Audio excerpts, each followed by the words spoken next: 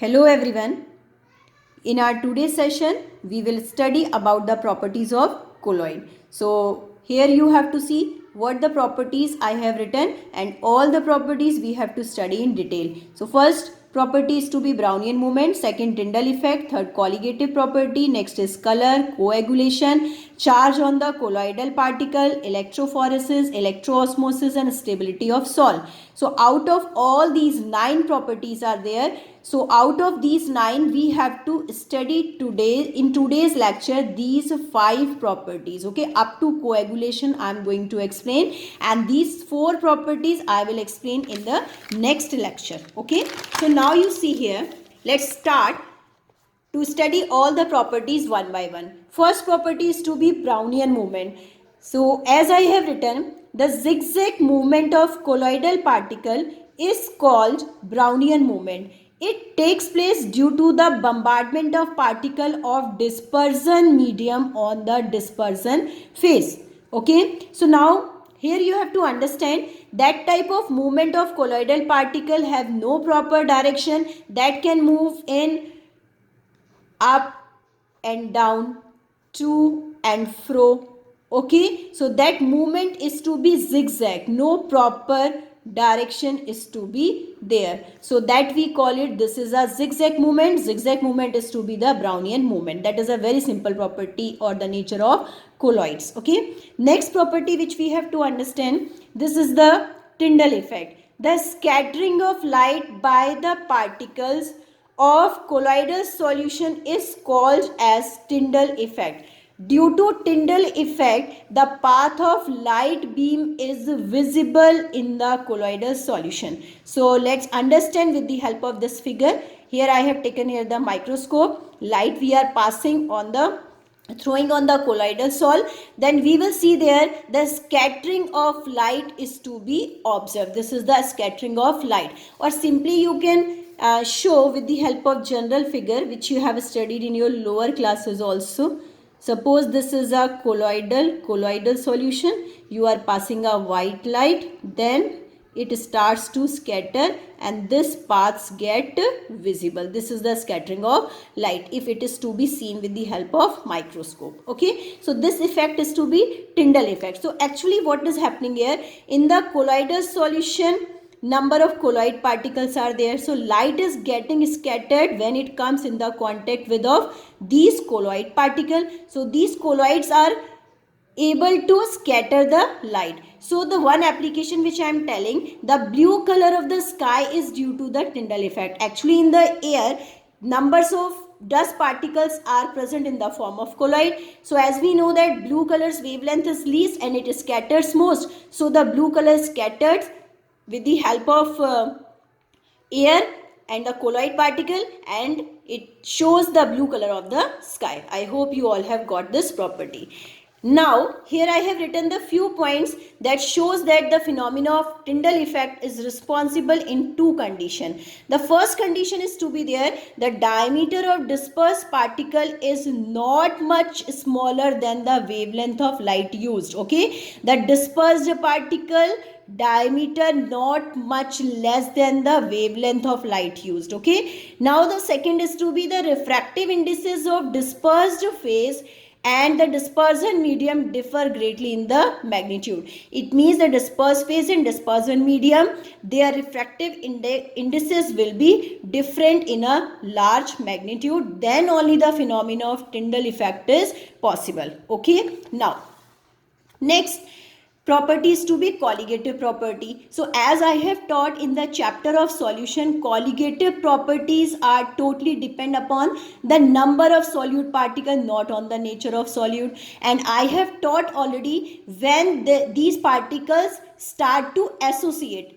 In association, always the molar mass increases. So colligative property inversely proportional to molar mass of solute particle. That we have to know that. Okay, already studied in the solution chapter. So since molar mass of colloidal particle is more than that of true solution, here you have to understand, in the true solution what I have taught, the particle range that is to be lesser than 1 nanometer. Okay, but in the term of colloidal, it is to be in the range of 1 to 1000 nanometer. So the particle size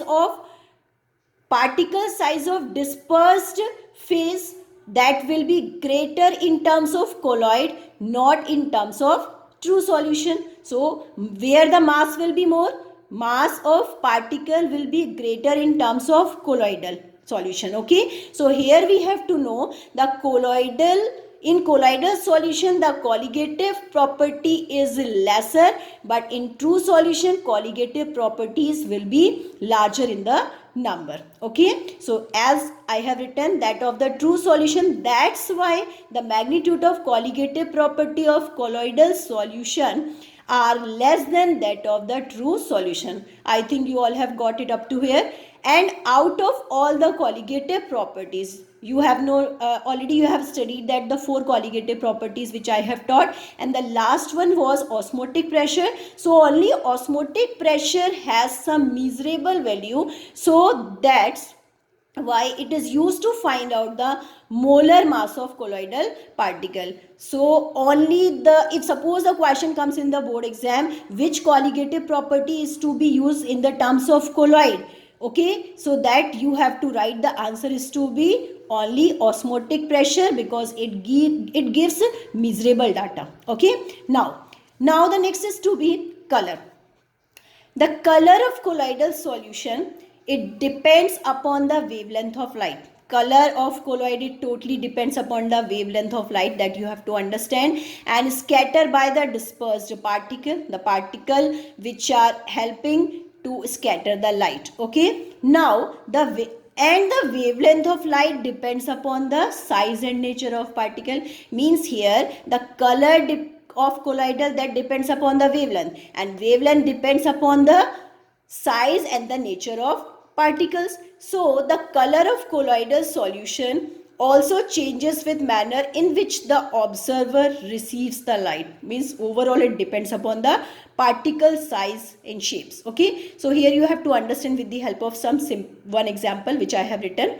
Now suppose you are having a mixture of milk and water. You have taken a milk and you are putting some water inside it. Then this mixture appears red when viewed by the transmitted light, and it looks blue when viewed by the reflected light. Dekho, that I have taught 3 natures of light. One is to be light, it is to be absorbed, and it is to be reflected back. This is the second nature. First nature is to be absorption, reflection, and the light which passes, this is the transmission. So when this mixture is to be seen with the reflected light, this occurs blue. When it is seen with the transmitted light, it occurs red. In case of transmitted, it occurs red, or when it is seen with the reflected light, then it occurs blue. Okay, now next property which we have to study, coagulation. Coagulation, that helps in the formation of precipitate. So the conversion of colloidal solution into the precipitate by the addition of suitable electrolyte is called coagulation. Suppose you are having some colloidal solution. Suppose colloidal particle are present inside it. Suppose if you are putting electrolyte inside. Now you are putting some electrolyte, suitable electrolyte, that will help you to precipitate down all the colloid. Then that will start to settle down on the bottom in the form of precipitate. So that process is to be known as coagulation. Okay, so now method it is to be done with the help of addition of electrolyte or prolonged dialysis, by boiling or by electro-osmosis. So that we must know that colloidal particles start to settles on the bottom after adding any suitable electrolyte. This phenomena is to be known as coagulation. Now this coagulation phenomena is to be explained by the Hardy-Schulze rule. According to this rule, greater the valency of coagulating ion, active ions, greater its power to cause coagulation. Here I mean to say, if they are having the higher valency of their charges, then they will show the phenomena of coagulation very fast. So here I have shown it is having 4 negative charge, 3 negative, 2 negative and 1 negative. So their coagulating power is going to decrease. If aluminum is having 3 positive charge, so its coagulating power will be greater than the sodium because it is having 1 positive charge. So this is a decreasing order of coagulation. So I think you all have got it. What is the Hardy-Sulzer rule? It completely explains the phenomena of coagulation. I hope you all have got it today's lecture. That's all for today.